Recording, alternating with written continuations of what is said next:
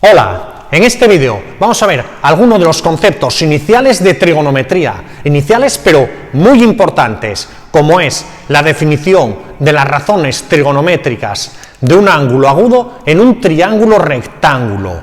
En trigonometría vamos a estar hablando de lo que es el seno de un ángulo, lo que es el coseno, la tangente, las razones trigonométricas son estas y debemos tener muy claro cuál es el significado de cada una de ellas. Y la primera definición que solemos hacer es la definición de las razones trigonométricas de un ángulo agudo en un triángulo rectángulo. Aquí tenemos nuestro triángulo rectángulo, aquí estaría el ángulo recto y aquí marcamos uno de los ángulos agudos. Entonces, para poder hacer esta definición vamos a interpretar, como bien sabes, que todo triángulo rectángulo tiene una hipotenusa, que sería este lado de aquí, y luego tiene dos catetos. Al cateto que está justo enfrente del ángulo lo vamos a llamar cateto opuesto. Y al cateto que forma parte con la hipotenusa del lado del ángulo, en este caso a este, vamos a llamarlo cateto contiguo. Pues resulta que, dicho esto, la definición de la razón trigonométrica seno, es decir, la definición de seno del ángulo alfa es el cociente entre el valor del cateto opuesto al ángulo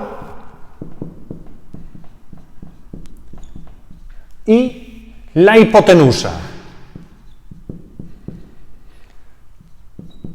A este cociente, el cociente entre este valor y este otro, es a lo que llamamos seno del ángulo alfa. Y, muy importante, considerar que el seno de un ángulo depende solamente de la amplitud del ángulo. El seno del ángulo de 30 grados vale siempre 0,5. No importa si el triángulo es muy grande o muy pequeño. Si yo aquí hubiese dibujado un triángulo más pequeño, que hubiese sido así, el cociente entre este cateto opuesto y esta nueva hipotenusa hasta aquí sería igual a este cociente entre este, lo que es evidente dado que serían triángulos semejantes. Por lo tanto, el valor de la razón trigonométrica, que la calculo cateto opuesto partido de hipotenusa o la que sea, solo depende de la amplitud del ángulo y no del tamaño del triángulo en el que estemos. Por lo tanto, el seno de 30 siempre era lo mismo, el seno de 45, el de 80 grados igual. Bien, ¿cuál es la segunda razón trigonométrica con la que solemos trabajar habitualmente? El coseno del ángulo.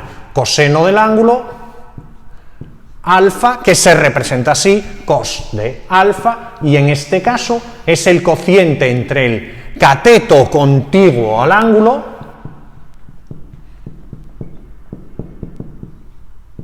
y la hipotenusa.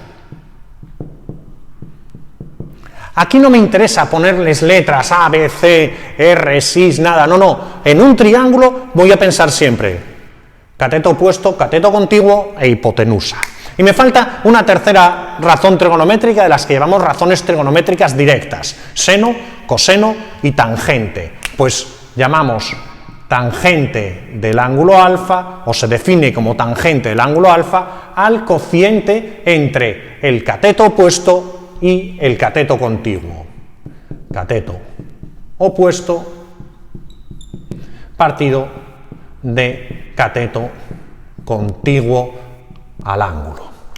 Una cosa que puedes ver así de mano, ya como cosa evidente, es que el seno y el coseno siempre van a ser números para un ángulo agudo menores que 1, porque en un triángulo es imposible que la hipotenusa no sea mayor que el cateto. Como el cateto va a ser menor que la hipotenusa, el seno y el coseno siempre van a ser valores menores que 1. Mientras que la tangente, la relación entre los catetos, puede ser mayor que 1, puede ser menor que 1, puede tener el valor que sea. Junto a estas razones trigonométricas, muchas veces se trabaja también con sus razones trigonométricas inversas. La razón trigonométrica inversa del seno se llama la cosecante.